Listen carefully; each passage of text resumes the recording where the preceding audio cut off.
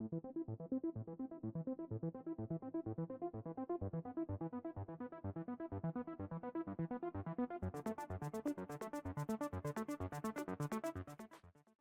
everyone, welcome back to the range. My name is Matt, also known as the Armor Wizard, Zap, and the King of Armor Destruction, and we brought our friend back out. He's been long absent from the channel, and we've gotten quite a few requests to test helmets, and I think I've accumulated like 6 or 7 of them, and it's finally spring / warm-up weather here in Michigan.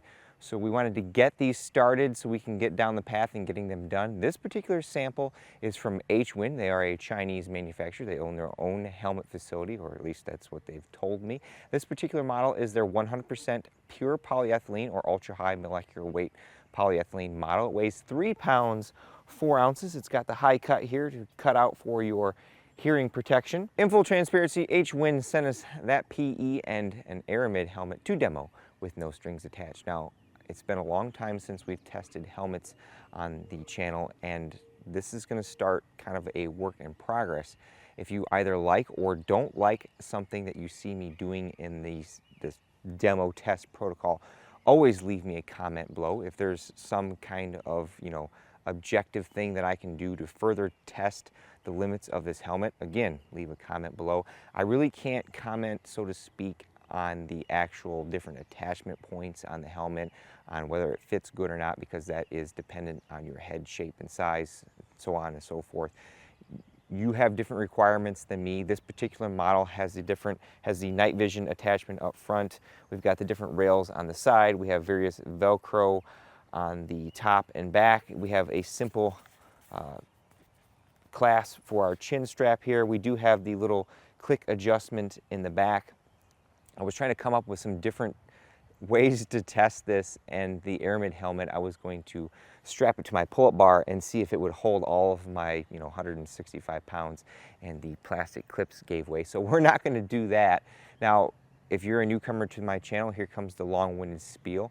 I do things completely different than a majority of other YouTube channels that you see out there. I'm more of an information guy. I want to give you guys as much information as possible. I am not an NIJ lab. I don't pretend to be one. If you see me stop a threat or a threat penetrates here on my channel, always defer to actual testing from an NIJ accredited lab and ask the manufacturer to produce that. Or on the flip side, if you are the manufacturer and you see me stop one of these rounds here today, you should send that helmet off to an accredited lab and have that tested. Since this is relatively like a pistol rated armor, we're going to shoot at 12 feet. We also shoot at 0 degrees because that represents worst case scenario. If anything you take away from my channel, we want worst case scenario, because if it stops it at 12 feet, we know that hundreds and hundreds of yards downrange, if you take the same shot, you know that helmet is going to stop it. We also use a chronograph whenever possible. We have a Pro Chrono Pal Digital DLX. It's around 70 to 75 degrees outside. Since this is a helmet, I've got our little dummy head here, and my thought process was that I have some Roma Plastilina clay on the left side here, and we're going to take a shot from full power 9mm as well as 44 mag, and we're going to kind of look at that back face on there to see what it looks like. Now, with helmets, the primary duty of our helmet, besides attaching all kinds of oogly dooglies to it, is to provide you with some bump protection and fragmentation mitigation. There really isn't a certification process for helmets in the NIJ currently. A lot of manufacturers rate them for level 3A, and they say 9mm and 44 Magnum, but when you shoot 44 Magnum at some of these helmets, the back face or the indentation that we see in the clay well exceeds the 44 millimeters, and for that 44 millimeters is generally speaking on your chest or back. You definitely wouldn't want to take a 44 millimeter blunt force trauma to the head. I do believe some of the qualifications for the NIJ call for a max of 25 millimeters.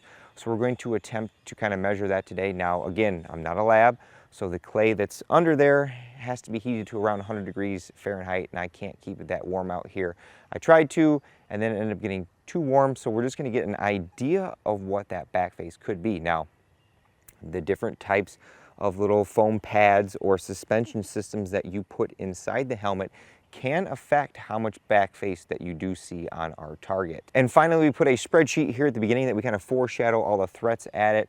We're going to list the velocity and whether it penetrated, and I think we're going to try to do a cool way to do a teardown at the end of this video. Hopefully by the time we edit this all together, it will be fairly short compared to some of my armor panel testings, but if not, you know, watching it on 2X helps me all the same.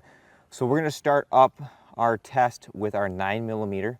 We've got our ARV9 from Palmetto State Armory. This gives me, again, maximum real world velocity in 9mm. We have a 124 grain full metal jacket L7A1. This is known for producing quite a bit of velocity. We'll take the shot, go down and look at the back face if I can hit where I'm supposed to, go to the 44 mag, and then we'll go to some specialty threats.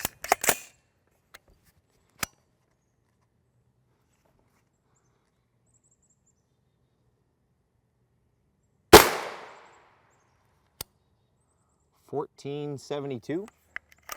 Our penetration on our L7A1 was right there. We have no pass-through.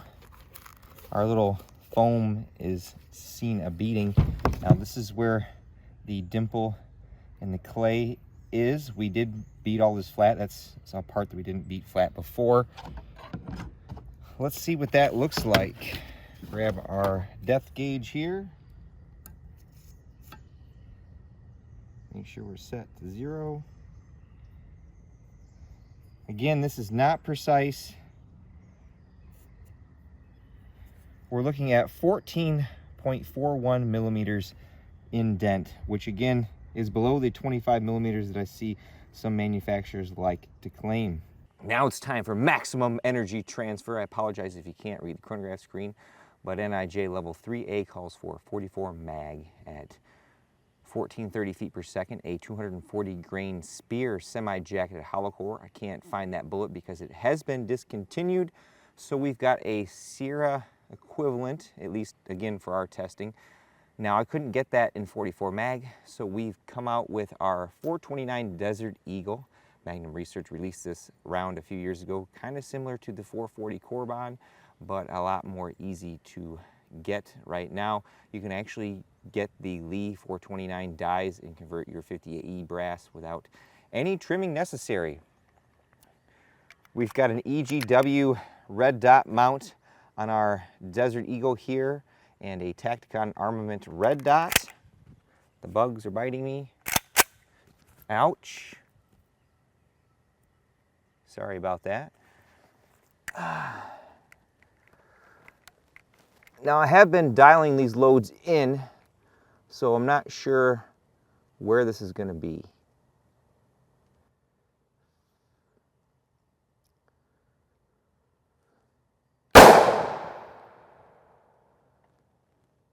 For 14 something. The helmet looks a little worse for wear. I pulled that shot a little bit, but we are about an inch to inch and a half from there. Wanted to be up here a little bit, but again, this is all a work in progress. We'll see where we hit. Ho! There is no penetration of that plate, or I keep saying plate, I mean helmet, but our back face is very, very spread out, and it's going to be hard. So let's go off this edge here. It's almost like that's the epicenter. You're looking at around 28 millimeters, maybe more. Let's try this way. 32, I would say that's more of an accurate representation. Now you can see that that is spread out. The bullet was stopped, but this is where you get into that discussion of having a traumatic brain injury for the rest of your life versus the bullet penetrating. You got to weigh your pros and cons there. But again, someone shooting you with a 44 mag at point blank, let alone the 429 DE at that velocity, probably not going to happen. It stopped it though.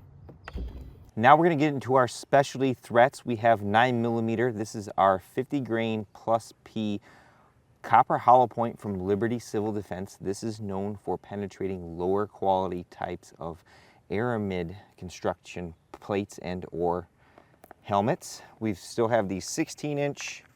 We'll take 2 shots on here. Well, don't worry, folks. We'll get to some 5.7 today.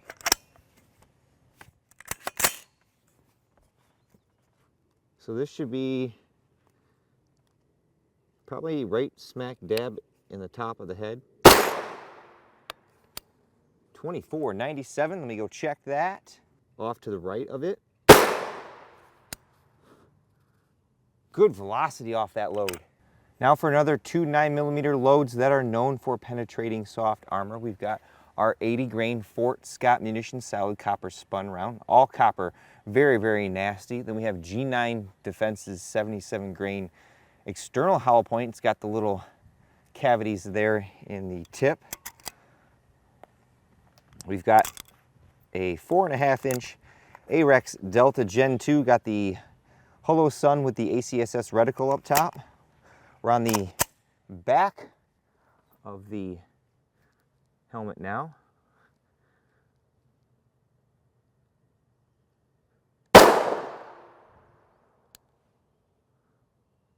Nice, pretty good velocity off that. And then we'll place this one to the right. That one was a little close where I wanted it, but I'll take it. On to my favorite caliber, 5.7 by 28mm. We have our FN PS90 SBR here, has a 10.4-inch barrel. We have a Holosun AEMS up top, kind of like this on this platform. The Picatinny rail mount on the left here, the optic mount and our flashlight mount are from HB Industries. They just recently came out with some mounts for our P90. Maybe they can do a trigger pack or something for this and make the trigger a little better. We have 3 rounds that I feel are a good representation of the 5.7's capabilities. We have Elite Ammunition's S4, that is the 28 grain OTM from the factory, going a lot faster. We have Vanguard Outfitters Black Dragon Fang, that is a 34 grain solid copper pre-fragmented projectile. Then we have the round that I know will go through this. This is FN SS 190. It's a 31 grain full metal jacket armor piercing round. Has the same penetrating tip in it as M855 or SS 109. We'll take the S4 shot first.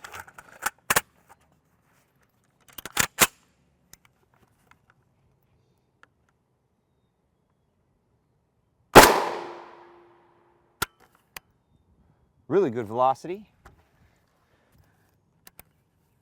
And now our Black Dragon Fang.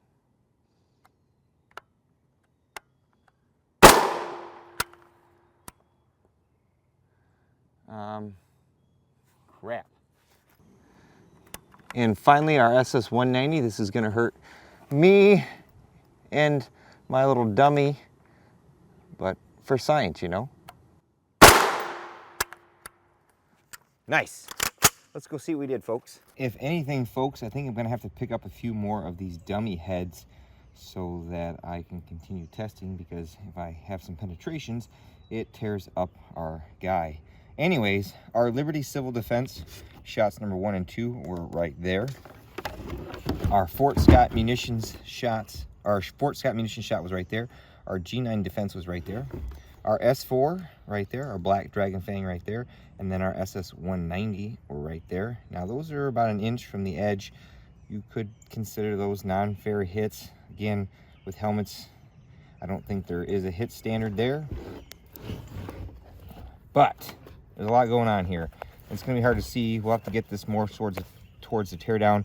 But our Liberty Civil Defense shots were stopped.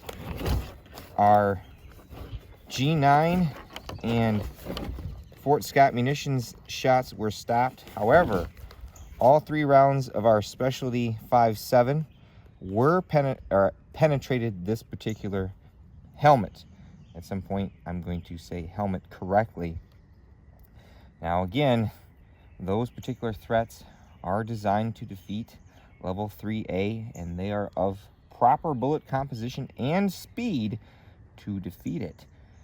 Interesting, normally S4M would fail, or S4 would fail in this case, but it penetrated. You can see those holes there. We'll peel this cover off here in a second and confirm.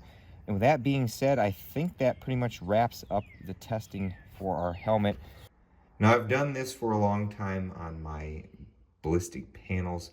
The usefulness of our helmets of doing a quote-unquote teardown, you know, leave me some constructive criticism in the comments below on whether I should continue to do this. It took me about 15 minutes to cut 2 of these in half because you got to find the right sawzall blade. Probably could do better on a bandsaw, but I don't have one. So I thought that this particular polyethylene plate was more so our very thin stranded polyethylene like we see as backers, but this appears to be more of a fabric, kind of like an aramid backer versus the polyethylene that we're used to seeing from, say, like Spectra Shield. And you can just see all that layering there. I'm not sure how well it's pressed because it does seem to come apart after I've cut it, but it seems to hold its shape fairly well. Our night vision mount is made out of aluminum. Our side panels are made out of plastic. There were no shots placed on the front side of this plate, or helmet, just the 9mm and 44 mag on the side. The 9mm was recovered a little ways in there, but it was stopped. And then what's good about this particular material was that it stopped our Liberty Civil Defense, both of those rounds, as well as the Fort Scott Munitions NG9 out of our shorter barrel lengths. However, our S4, Black Dragon Fang, and SS190 from the P90 penetrated. I probably could have shot somewhere else on this plate with the shorter barrel length with these 2 rounds, but SS190 was going to penetrate no matter what. And those were just on the back side there. Maybe hard to see, but there's a hole, and then there's the other hole over there, and then the Black Dragon Fang was there. And that's all there is. Well, folks, there you have it. Now my garage is filled with Kevlar and PE tidbits for me sawing these helmets in half with my Sawzall. Kind of mixed on the results that I got from this testing. Again, leave me any kind of comments below on whether I should continue even testing helmets or not. Like I said, I'm of the firm belief that you should prioritize fitment, suspension system, and overall comfort of your helmet, and the ability to mount your accessories to it over the ballistic protection that some manufacturers and or resellers will try to upsell you on. To my knowledge, there's no NIJ level 3 or 4 helmet in existence that doesn't weigh 10 pounds to stop actual rifle threats. Your main benefit for these types of helmets is going to be fragmentation mitigation. Although in our testing, we stopped 9mm and 44 mag at close to the NIJ spec speeds, and the dimple that we left in our little clay mannequin provided us with under 25mm of what I consider passable backface. Again, if you're needing to spec that out as a requirement for your purchase, you should always go to the manufacturer or reseller and ask them to produce actual lab results from an NIJ accredited lab to show that these do exactly what they say. With all that being said, it's time for me to get the heck out of here because it's bedtime. But at the end of all my videos, I take a moment to thank all those who helped make these possible. Number 1 is my Patreon and subscribe to our fans. I have a link tree in the description below with various different ways to contact me and or support me, because most of my channel, as far as expenses go, come from buying ammunition to throw at some of these targets. Number 2 is my friend Richard over at Hwin. Again, in full transparency, provided us with a pair of helmets to demo with no strings attached. And of course, number 3 is you all for watching. Until next time, I'll catch you at the range.